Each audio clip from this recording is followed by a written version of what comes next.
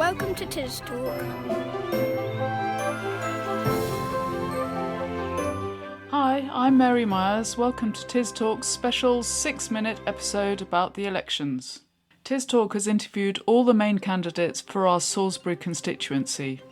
We asked all of them what would be their number one priority for the Tisbury area if they got elected. And here are the first 1 minute of each of their answers.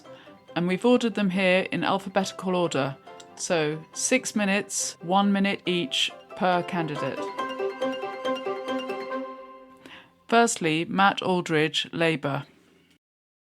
I think for a place like Tisbury, a little bit like Salisbury as well, is local businesses, supporting independent local businesses that when they thrive really energise a community, and that is what I would like to support in Tisbury. And you did only say one priority, but I've got to squeeze another one in there because of my dedication to the environment and my environmental background, working with the local farmers and working with wildlife groups to diversify and improve our environment, because we're surrounded by such beautiful countryside that we really want to preserve it for future generations. Yeah, so just taking you up on that whole point about our natural resources and the natural beauty here in the Nadder Valley, what are your views about the pollution in the Nadder River?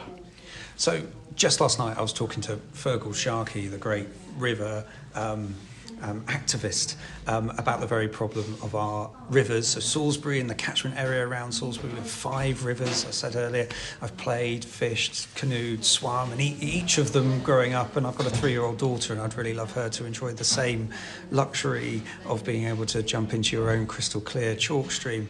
But the way we're treating our environment and the way we're treating our rivers is terrible, and we absolutely need to get a grip of it, and that is central to Labour's environment offer to communities like Tisbury. Secondly, Victoria Charleston, Liberal Democrats. I know that my colleague Dick, one of your Wiltshire councillors, has been doing an incredible amount of work on potholes, and that is something that, as a Wiltshire councillor, he has brought a lot of focus on, and I know it frustrates an awful lot of people across the entire constituency, the state of our roads. So that's something that I would support him with, in pushing both Wiltshire Council and Westminster for more funding to improve our roads. But I know there's an incredible amount of frustration around housing in the area as well. So you have a beautiful, beautiful village here, which I love to come and visit. And I know there's an awful lot of families who feel that their children can't afford to live in their home. I understand that house prices in Tisbury are actually double the average across Wiltshire, which is astonishing and obviously out of reach for so many people. And so you have those issues of the lack of houses being built, and then obviously you had the issue recently about the houses they want to build near the train station, those 80 houses plus the care home. So whilst I think more houses are needed in Tisbury, it's where we build them and how we build them. And one of the things I'm very proud of with my party and our manifesto is that we would change the planning system and ensure that decisions around planning are made as locally as possible. Thirdly, John Glenn, Conservatives. I think Tisbury is a fantastic place, and sometimes we should, pause to reflect on how blessed we are to have all that we have here. But that doesn't mean it's perfect, and that there'll be some recreational services for young people. There's a great sensitivity to environmental causes and climate change, and that's something that I'm very focused on and interested in. I think getting the infrastructure to support some of the transitions away from reliance on vehicles is important, but we need to do that in a timely way, in an area, where, actually people do rely on their cars to get in and around the villages of Tisbury. I think how we sensitively deal with housing problem is something I also see as a problem in Salisbury, but in Tisbury too, where how do you sensitively provide the right additional housing that doesn't destroy the culture of the village? Well, you've got to work very closely with the community and listen. And, that also means working with those groups that are trying to urge the council to do things a bit differently. So when they do planning, they actually say, well, actually we can lean into some of these more community-based solutions that prize, affordability and sustainability over profit for big developers. Fourthly, Chris Harwood, Climate Party.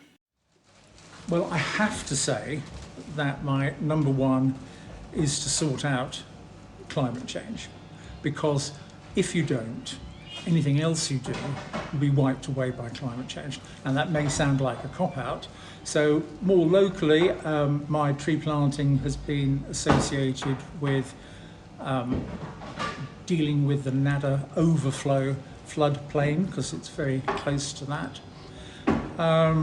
But basically, I think Tisbury's actually good. I mean, it's a lovely place, but I think it's in need of an injection of money. And at the moment, the problem is that the UK is not a rich country.